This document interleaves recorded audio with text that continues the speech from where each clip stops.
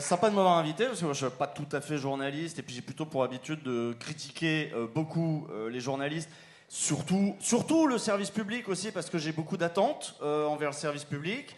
Et là on a parlé des journalistes qui font l'information, des journalistes qui sont à gauche, à droite, les journalistes qui sont maltraités, et puis il y a aussi qu'il y en a qui s'en sortent bien, il y en a qui sont bien traités, ceux d'un petit peu tout en haut, ceux-là contre qui on gueule plutôt d'habitude. On a tous aussi des idées, des exemples en tête de journalistes qui ont peut-être été un petit peu trop complaisants avec le pouvoir dans le service public. Hein. On va pas citer de gens qui y sont encore, mais Pujadas par exemple, vous vous souvenez quand même l'interview avec Sarkozy, ou après, derrière, bon bah maintenant il est chez Bouygues, ami de Sarkozy, donc comme quoi ça peut être une bonne chose d'entretenir de bonnes relations à un moment.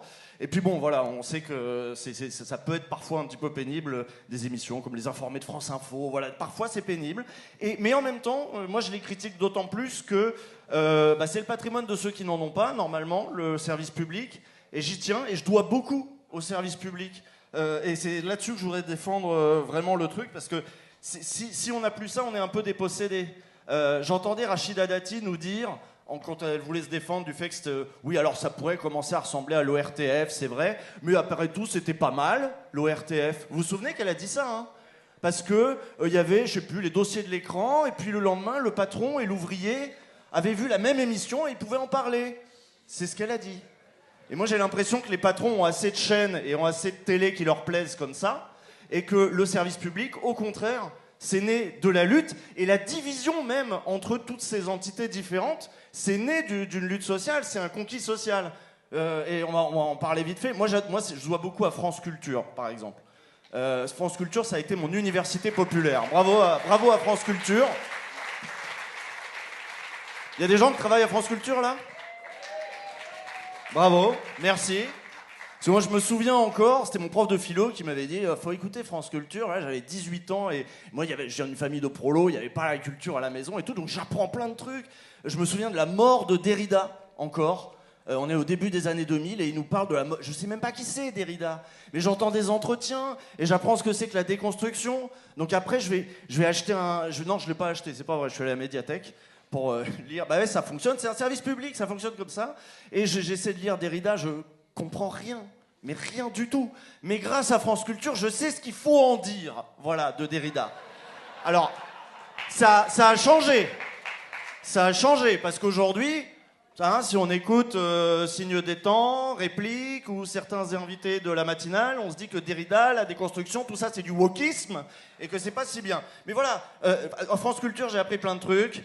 Donc c'est ça les spécificités des missions, et c'est bien aussi que France Culture soit séparée et assume cette mission-là, qui est peut-être pas rentable, que le privé ne ferait pas. Et c'est très bien aussi que l'INA, voilà, archive. Et tout à l'heure, c'était un bon exemple de dire, voilà, merci, l'INA, ils sont là-bas.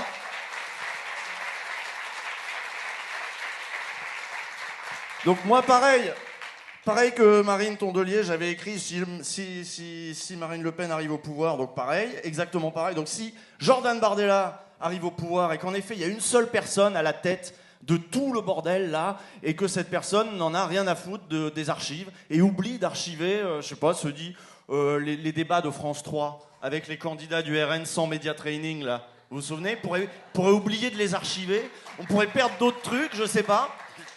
Les sorties du père. Mais cette division, elle a été obtenue en 1974, vous connaissez votre histoire, parce qu'il y avait eu des grèves, particulièrement en 68. Pendant mai 68, voilà, dans le service public, ils sont pas venus, demander de condamner les violences à ce moment-là.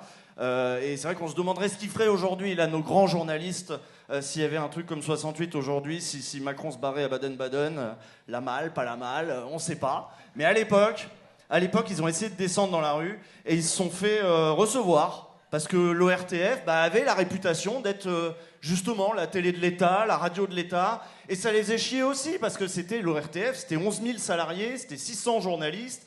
Et ils se sont dit, bon, c'est pas possible. Et eux-mêmes, ils s'étaient organisés les années d'avant en syndicat. Et qu'est-ce qu'ils ont fait ? Ils ont fait la grève. Et ils ont fait 5 semaines de grève, plus que EDF, et plus que d'autres usines aussi.